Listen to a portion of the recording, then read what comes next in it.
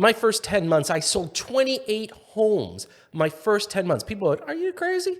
And you know what? The incredible thing is I probably put almost 70,000 miles on my van that I bought to, cart people around. So I learned the hard way that I shouldn't have been a taxi cab driver, but that was okay because I knew what I was doing. I was focusing on my buyers. It didn't matter. If you need to see 5 more homes, I'll show you 5 more homes.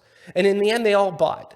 And the best part about it is, years later, I sold every single one of those buyers out of that house and into another one. They remembered me, they remembered my service and said, yep, you know what? We're going to go with Todd. He's our realtor for life. So how do you get to the next level? Everybody talks about real estate agents. They talk about commissions. I mean, commissions, of course, is the measuring tape. It's so funny how everybody turns around and says, what club are you a member of?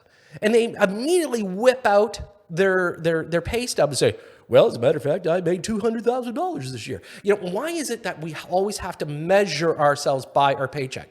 Well, that's because that tells you volume, and maybe you have a lot of little sales or one big sale.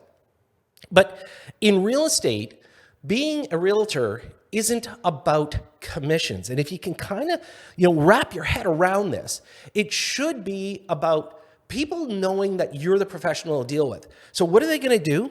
The first person they think of is you. They're not going to go sit there and say, who's got the best commissions? They're not going to turn around and interview 3, 4 more people. When you have something to say and they know you're the right person, they go with you. So here's the thing. We can sit there and we put our name out, but how about the fact you got to know about your job, right? Because, if you're just a salesman, fine, go sell shoes, go sell used cars. But if you're going to be a realtor, there's so much more to it. Do you know the first thing about the product you're selling? When people turn around and they say, I'm going to create a farm area. So a farm area, of course, is where you send your advertising every week, every 2 weeks, every single month. They know you. You keep sending it out. You want to become a listing agent when you have a farm area, okay? And by the way, there's an expression in the business. It's called list to last. I agree with it wholeheartedly. The bigger part of my career was spent listing homes. I'd carry 30, 40 listings at a time.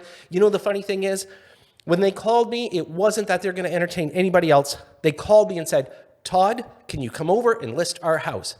I didn't have to compete. I didn't have to compete on my commissions. They said, we see your sold signs everywhere. Bingo. That's the number one thing you want them to see. How do you get there though? Okay. You can't just walk in and give them a low ball price. You got to know your product. So this is one of the things that you've got to do. If you're going to be one of the best in the industry, know the product. Okay. Yeah, you got to go to open houses. Yeah, you have to inspect homes. Go know every single builder, get floor plans, understand how the house is built. You've got to know this stuff because there's going to come a time where you're going to have to flex your intelligent muscle, okay? It'll be during a negotiation. Somebody's going to come and they're going to give you an offer. And if they're presenting to your client, they're going to make a comment. And it could be completely off base, but you've got to be the strength to say, hey, wait a minute. This house wasn't built that way. It doesn't have that furnace. It doesn't have this insulation. What are you talking about? That's not the windows that we have. And you've got to put the person in the place. You're negotiating on behalf of your client. Remember, why are we here? To take care of our client.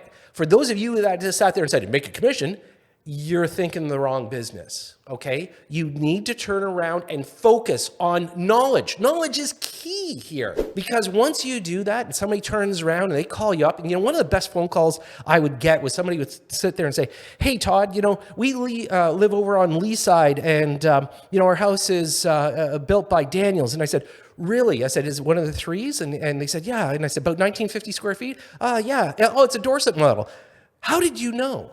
Well, I've sold 30 of them. And that's the thing. So when you get that strength, you get that understanding, you get that knowledge, you become the best in the business. And that's what you should focus on. Your company has got to be the best. Now, again, you could be the best agent in 500 homes. Maybe you want 1,000 homes to be the best agent in, or 5,000 or 10,000. Whatever you are scalable to is what you have to establish. But you've got to make sure you know that product. And again, I am talking about being a listing agent. Why? Because listing agents last. Right now, you can be guaranteed If you're talking to some realtors, they're telling you they're on tough times. Okay, buyers have put their hands in their pocket. They're sitting there saying, "No, we're not ready to go. Interest rates are too high." There are buyers out there, and there are some houses selling. Yeah, we're down. We're probably running at about 60% of where we should be, maybe 70%. And I'm not talking value, I'm talking volume. So when we turn around and we look at these numbers, that means that 60% of the normal transactions are happening, but that still means that there is 60% of houses selling. You want to be on that end? Of course you do. Okay, you're here to create a business. A business needs to move forward all the time. And that's what you need to do. You need to set yourself up so that even in the downturn market, you are doing well. It's funny because I actually experienced 2 downturn markets in my career. And when I was doing it, I actually increased my marketing budget. And everybody says, "Todd, what are you doing, man? I get 5 flyers a month from you." And I said, "Yeah." I said, "How many are you getting from my competitors?" "Well, we're not getting any." So mine really stand out now, don't they? See, that's the thing. Own the platform that you're marketing to. Don't forget to subscribe. I'm Todd C. Slater, the Simple Investor. You've been tuned into the Simple Podcast.